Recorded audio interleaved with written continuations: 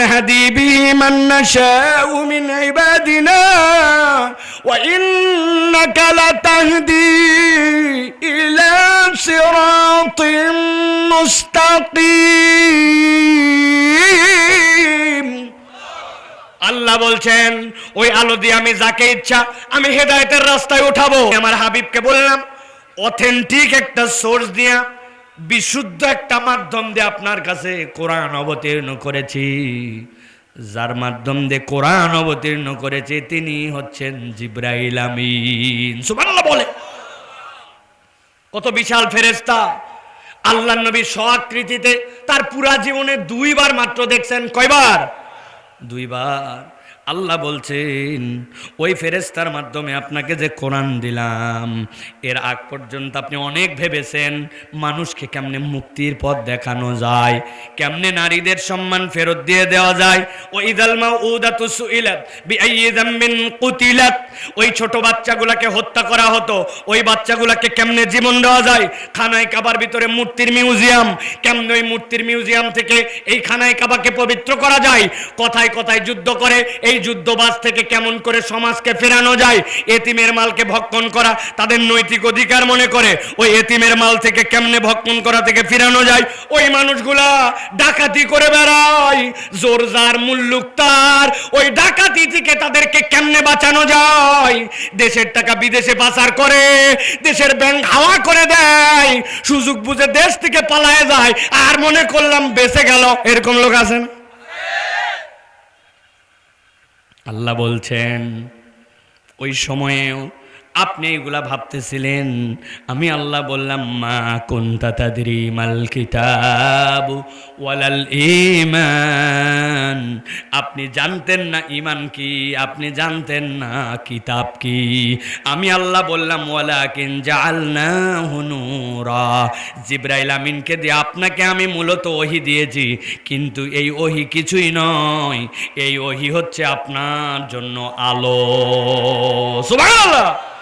আলোর কাজ কি হবে? আল্লাহ বলছেন নাহদি বিহি মান নাশাউ মিন ইবাদিনা ওয়া ইন্নাকা লাতাহদি ইলা সিরাতিন মুস্তাকিম। আল্লাহ বলছেন ওই আলো দিয়ে আমি যাকে ইচ্ছা আমি হেদায়েতের রাস্তায় উঠাবো। সুবহানাল্লাহ। কোরআন কেমনে আপনার আমার জন্য, প্রত্যেকটা আয়াতের সাথে কিন্তু একটা করে উদাহরণ আছে, মনে থাকবে তো? কোরআন আপনার আমার জন্য আলো কেমনে? আপনার এলাকার রাজাখালীর এক ছেলে বিকালবেলা পা পিছলায় পরে হাত ভেঙে গেছে, আপনি দেখতেছেন হাত তো ঠিকই আছে, ও বলতেছে না ব্যথায় গেলাম। কেমনে ধরা পড়বে? নিয়ে গেছেন, যাওয়ার পরে এক্সরে করছে, এক্সরেতে দেখা গেছে হাড্ডি ডিসপ্লেস হয়ে গেছে। এক্সরে করলে ধরা পড়ে কিনা? কোনো একটা ছেলের ব্রেনে প্রবলেম, নিয়ে গেছে সিটি স্ক্যান করার জন্য, হাজার হাজার ছবি, ওই ইমেজ দেখে ডাক্তার বুঝে যে সিটি স্ক্যানের দ্বারা ওর ব্রেনে পানি জমছে কিনা, রক্ত ব্লিডিং হয়েছে কিনা, ধরা পড়ে কিনা। কথা বলেন না রে ভাই আপনারা। আমি তো মুরব্বীদের কথা শুনতে চাই নাই, ইয়াং যারা তারা বলেন এমআরআই মেশিন আছে কিনা। জীবনে এক্সরে যদি দেখে থাকেন আর সিটি স্ক্যান যদি দেখে থাকেন, কথা হচ্ছে আমাকে বডি ঢুকাই দিল, বের করলে আমি কিছুই দেখলাম না, কিন্তু কালো ফিল্মের মধ্যে দেখা যাচ্ছে আমার হাত ভাঙ্গা, ধরা পড়লো কেমনে? এক্সরে মানে ওর মধ্যে অতি বেগুনি একটা রশ্মি আছে, যেই রে এটা আপনি দেখতে পান না, কিন্তু আপনার গোস্ত ভেদ করে হাড্ডি ভেদ করে গেছে, যাওয়ার পরে ওই জায়গায় উঠছে যে আপনার হাড্ডি ভাঙ্গা কিনা। আপনার ব্রেন পার করে এমআরআই মেশিন দিয়ে চলে গেছে চৌম্বকীয় ক্রিয়ার মাধ্যমে, আপনি বুঝেন না, কিন্তু ওর মধ্যে যে একটা আলো পার হয়েছে ওইটা দেখতে পান না আপনি, ঠিক কিনা? আল্লাহ বলছেন বান্দা তোমার এই ঈমান নাই কেন?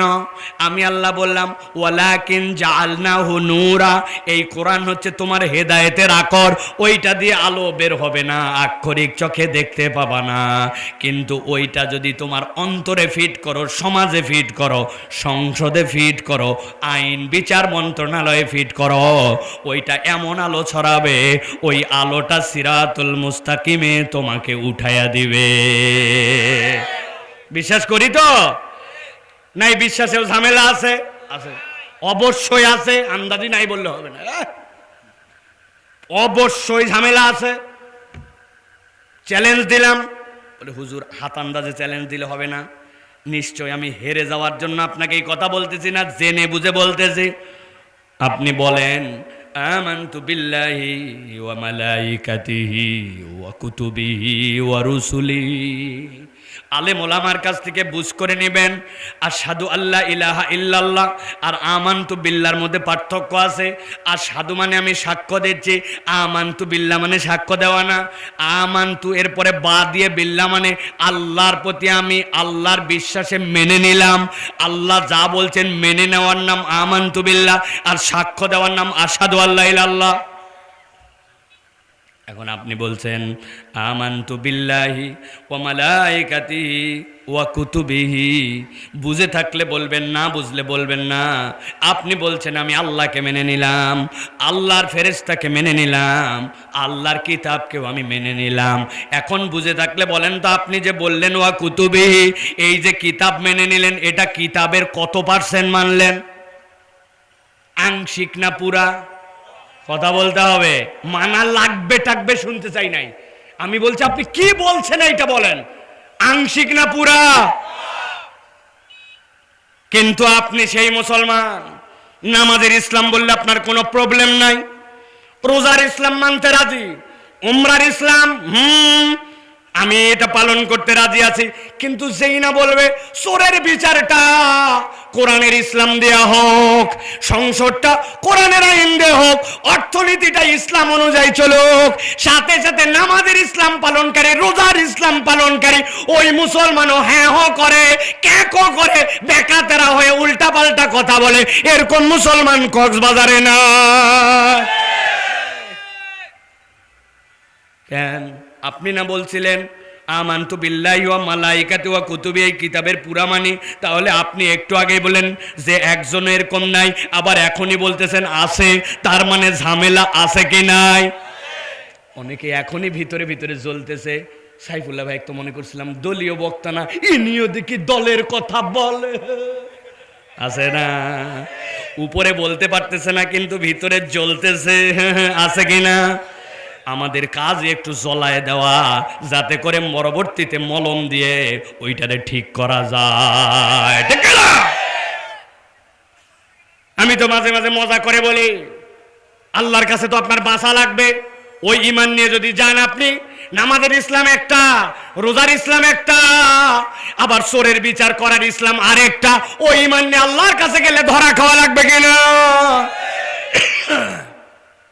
এখন বাঁচার তো একটা উপায় করা লাগবে। আমি একটা বাঁচার বুদ্ধি বাইর করছি, যদি আপনারা রাজি থাকেন তাহলে বলে দিব। সবাইকে বলতে হবে, তাছাড়া বলবো না।